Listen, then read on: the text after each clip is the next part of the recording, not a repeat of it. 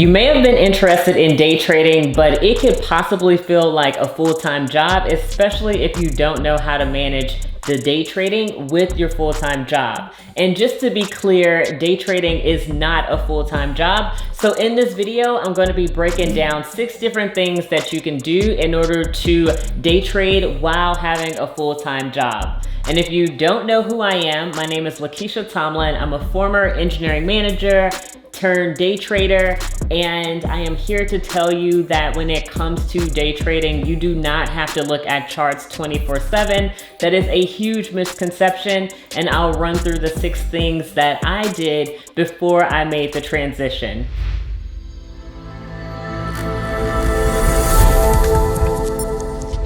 Of course, when it comes to day trading or any other stream of revenue, if you have huge financial goals like I have, millionaires have been talking about different streams of income. I listened to so many different podcasts and read so many different books on it. And for me, day trading, investing are different streams of income. And if you're looking for that same thing, then you know that it is important to be able to have a stream that you can somewhat monitor, but don't have to monitor it 24/7, especially if you have other things going on, like a full-time job, like family, or all these other things that we have going on in our lives. So we're gonna jump right into the 6 things that you can do right now in order to make your trading a lot more smooth.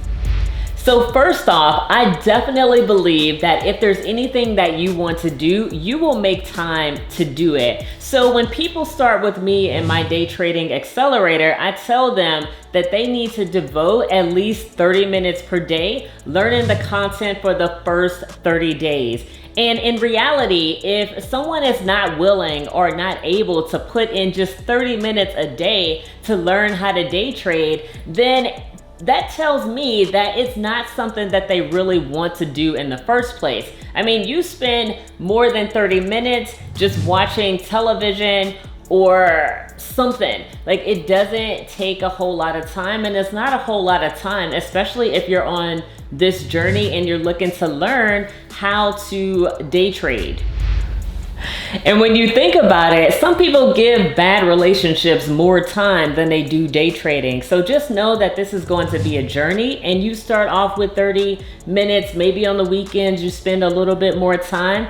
And in my situation, that's exactly what I did. Now, I wasn't looking at the charts every single day because at that point I was a long-term investor / swing trader. And if you don't know what that means, there is a difference between investing and swing trading.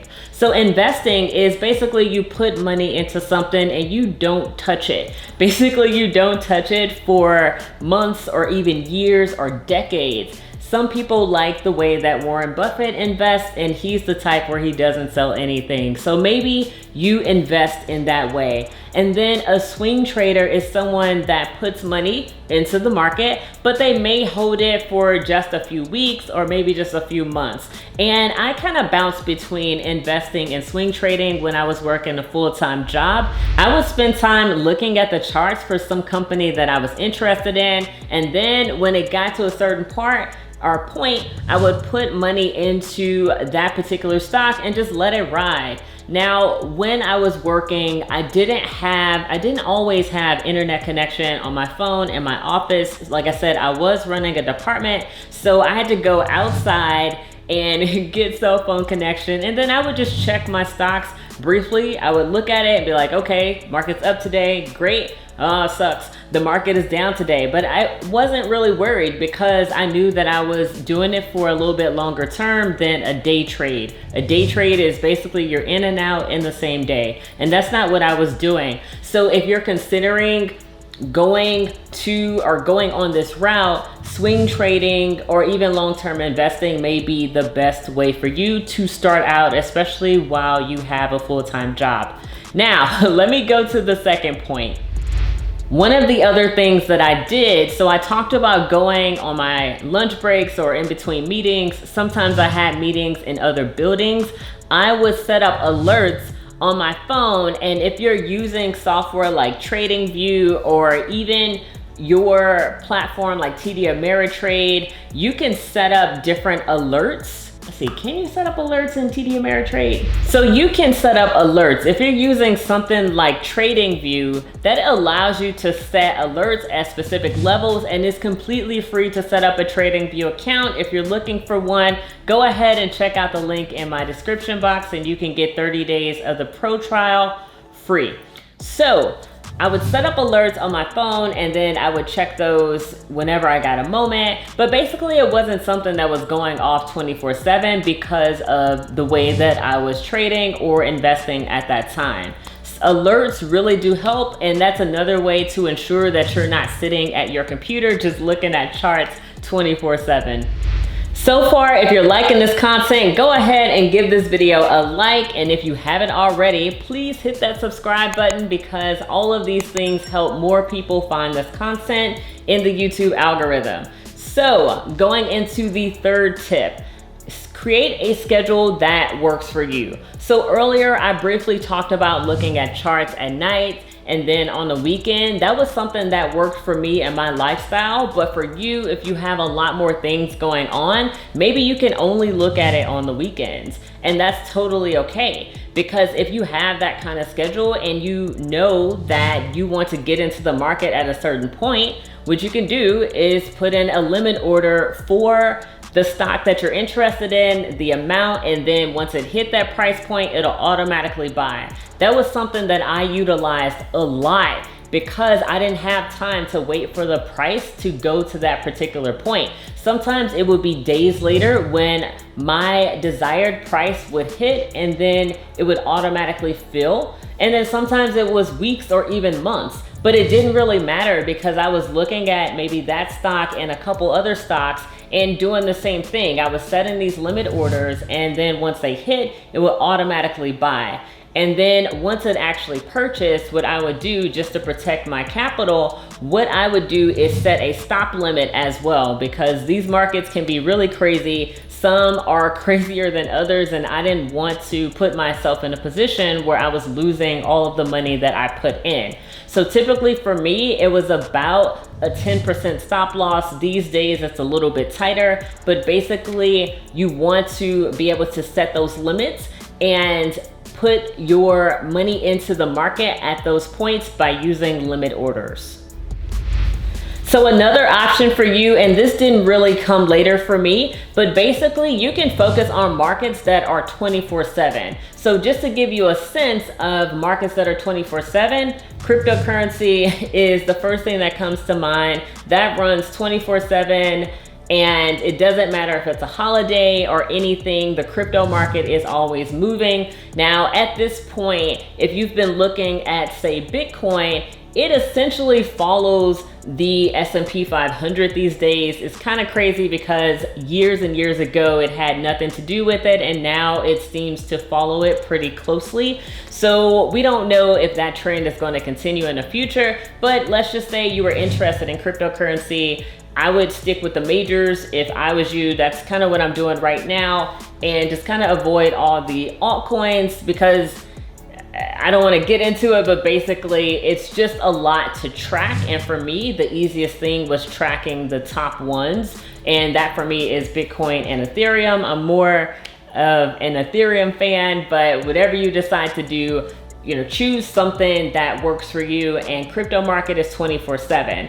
Now, another option is the Forex market. Now, it's not 24/7. It's basically, well, not 100% 24, but it's almost 24 hours, and it's roughly 5.5 days in a week. So the reason why the timing is kind of weird is because it starts on Sunday night, and then it goes all the way until Friday. So if you're working, say, a 9 to 5, then you would definitely have time after work to look at the market and see what it's doing. Now, the only caution there is that if you're looking at these markets, these Forex markets like gold, silver, different currencies, and all of these different things that are in the Forex market, just know that after the New York session ends, and that's typically 5 p.m. Eastern time, then there's not going to be a whole lot of volume. And what I've noticed is that there's also a lot more manipulation that happens in the off hours. So just be a little careful, but it does give you an opportunity to look at the charts and kind of see how they are trending. And if you're not doing day trading, but doing longer term trading like swing trading, it could provide a better opportunity for you to get into the markets and be able to be there at the time you place the order instead of doing a limit order. So that's another option that you could look at as well. So going back to point number one, when I talked about spending about 30 minutes or so studying different markets, you also want to take some time to study just general supply and demand and all of those good things that we know inside of trading. And even I revisit some concepts, or maybe I learn something new, just because there's always something to learn. I feel like when you've made it to a certain point, there's always something that you can learn. There's always a different perspective, mainly because there is not just one way to do something inside of trading. So you may have been doing something for months or even years, but then you learn about a different technique that somebody else is using, and they're also getting great results. I mean, that could help you possibly improve your trading as well. So use that time while you're waiting for your price to hit. Let's just say if you set up a limit order, to study the markets, study different markets, study different technical analysis concepts. Just basically all of this time that you're putting into trading, even if it's after work, is going to really help you improve your skills over the long term. And the reason why we're doing this in the first place is to get a long-term perspective, even if we're doing really short-term trades, but basically building a skill that is going to last us for a lifetime, and a skill that is going to continually help us grow and meet the goals, the financial goals that we are looking to accomplish. So spending that time on the weekends, even if you're not actively looking for a trade or a setup or something like that, just be studying different content. There's YouTube videos, there's all these other things, books that you could be a part of or incorporate into your practice in order to just get better. And maybe you'll identify some moves that will, potentially take your accounts to the next level.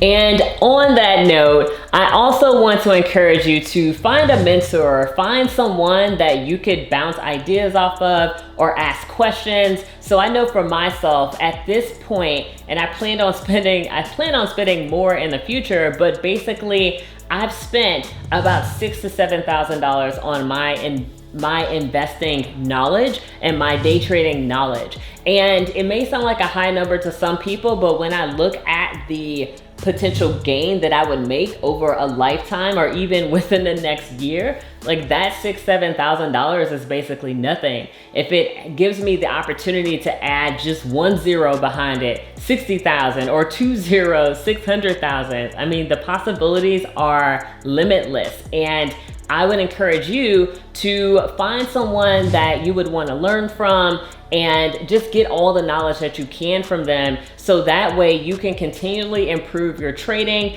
And maybe if you have the goal of walking away from your job like I did, then you would be able to have that amount of freedom and that flexibility to do so.